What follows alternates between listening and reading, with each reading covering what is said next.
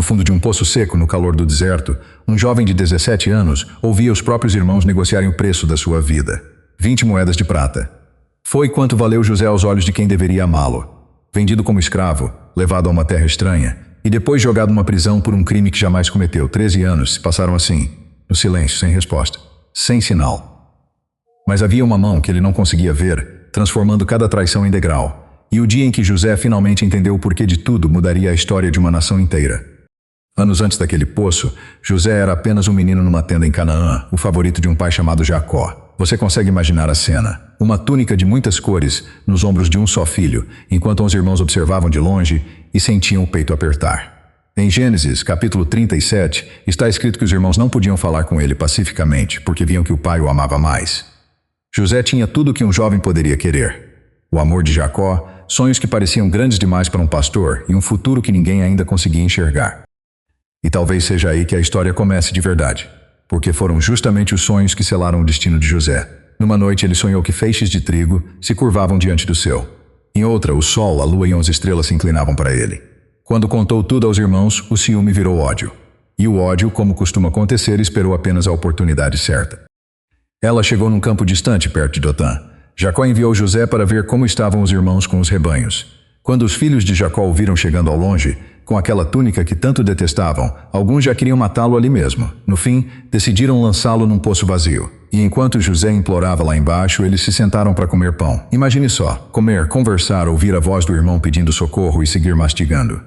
Quando uma caravana de mercadores passou rumo ao Egito, venderam José por 20 peças de prata e mergulharam a túnica em sangue de bode para enganar o pai. Aqui está o detalhe que muda tudo. Naquele momento, José não tinha a menor ideia de que aquilo fazia parte de um plano maior. Para ele era só o fim da família, o fim dos sonhos, o fim de tudo o que conhecia. E talvez você já tenha estado exatamente nesse lugar, no fundo de um poço que não escolheu, traído por quem deveria proteger, sem entender por que Deus permitiu. Mas o poço não era o destino de José, era apenas o começo da estrada. No Egito, ele foi comprado por Potifar, um oficial importante a serviço de Faraó. E aqui a Escritura nos dá uma frase que vale a pena guardar. Em Gênesis 39 está dito que o Senhor estava com José e tudo o que ele fazia prosperava nas suas mãos. Repare, José ainda era escravo, longe do pai, sem qualquer sinal de que voltaria. E ainda assim, Deus estava com ele. A presença de Deus nem sempre nos tira da provação, às vezes ela caminha conosco dentro dela. José subiu de posição, Potifar lhe confiou tudo o que tinha, e foi justamente quando as coisas pareciam melhorar que veio o segundo golpe. A esposa de Potifar tentou seduzi-lo e José recusou, dizendo que não pecaria contra Deus. A resposta dele à tentação foi correr. Mas a mulher, ferida no orgulho, mentiu. Acusou José de um crime que ele jamais cometeu. E sem julgamento, sem defesa, sem que ninguém ouvisse a verdade, o jovem fiel foi lançado de novo numa cova, dessa vez chamada prisão. Pense no que se passava no coração dele. José tinha feito tudo certo. Tinha resistido, tinha honrado a Deus, tinha escolhido a integridade quando ninguém estava olhando. E a recompensa foi uma cela. Quantas vezes a vida parece funcionar assim? Você faz o certo e parece perder. Você se mantém puro e parece pagar caro por isso. Porque mesmo na prisão, a mesma frase se repete. O Senhor estava com José. Ele ganhou a confiança do carcereiro, cuidou dos outros presos. E um dia interpretou os sonhos de 2 homens que tinham servido a Faraó. A um deles, José pediu apenas uma coisa. Lembra-te de mim quando tudo estiver bem contigo. Mas o homem foi solto, voltou ao palácio e esqueceu. José continuou ali, mais 2 anos inteiros no esquecimento. E talvez essa seja a parte mais difícil de toda a história. Não a traição, não a prisão, mas o silêncio que veio depois. O Deus que parecia distante e a oração que parecia não ter resposta. Só que o silêncio de Deus nunca é a sua ausência. Naqueles 13 anos, enquanto José esperava sem entender, cada injustiça estava sendo costurada num propósito que ele ainda não podia ver. E então, num único dia, tudo mudou. Faraó teve um sonho que ninguém conseguia explicar. Vacas gordas, devoradas por vacas magras. Espigas cheias engolidas por espigas secas. Foi quando o copeiro finalmente se lembrou do jovem hebreu na prisão, tiraram José da cela, rasparam sua barba, trocaram suas roupas e o colocaram diante do homem mais poderoso da terra. E em Gênesis 41, José interpreta o sonho. 7 anos de fartura viriam, seguidos de 7 anos de fome. E mais do que isso, ele apresenta um plano para salvar o Egito. Se a história está tocando algo dentro de você hoje, eu te convido a respirar fundo e continuar comigo até o fim, porque o que aconteceu com José é uma promessa para todo o coração que ainda está esperando no escuro. Faraó olhou para aquele ex-prisioneiro e viu algo que ninguém mais tinha visto. Naquele mesmo dia, José foi de escravo a governador, o segundo homem mais poderoso do Egito. Ele tinha 30 anos. 13 anos haviam passado desde o poço, e cada um deles agora se entendia, tinha sido um degrau. Veja como Deus trabalha. O poço levou ao Egito, a casa de Potifar o ensinou a administrar, a prisão o colocou perto do copeiro, e o copeiro o levou diante de Faraó. Nada do que parecia perdido foi desperdiçado. Nenhuma lágrima caiu no chão sem ser recolhida pelas mãos de Deus. Mas a história ainda não tinha chegado ao seu coração verdadeiro.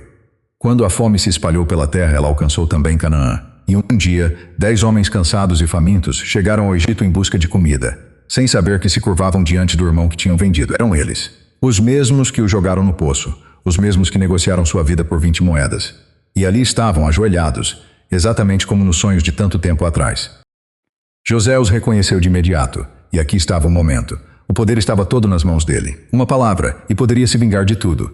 Anos de traição, de prisão, de silêncio, tudo poderia ser cobrado naquele instante. Mas José fez outra coisa. Ele chorou tão alto que toda a casa de Faraó ouviu, e disse aos irmãos as palavras mais surpreendentes de toda a sua história.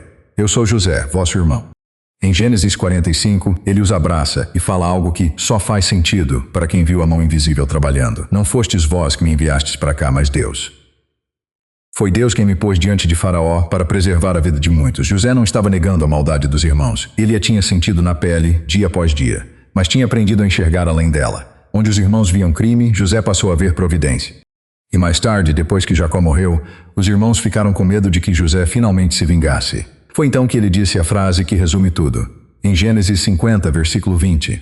Vós intentastes o mal contra mim, porém Deus o tornou em bem, para fazer como vemos hoje, conservar muita gente com vida. Pare e ouça isso de novo. Vós intentastes o mal contra mim, porém Deus o tornou em bem. José não disse que o mal nunca aconteceu, ele disse que Deus o transformou, e é exatamente aí que mora a esperança para você e para mim. Deus não promete que ninguém vai te ferir, ele promete que nenhuma ferida no caminho de quem confia nele terá a última palavra. Talvez você esteja vivendo o seu poço agora, talvez esteja na sua casa de Potifar, fazendo o certo e parecendo perder. Ou talvez esteja naquele silêncio comprido da prisão, esperando uma resposta que parece não chegar. Se for esse o seu caso que parece de José, lembre-se de que 13 anos de silêncio não foram 13 anos de abandono, eram 13 anos de preparação.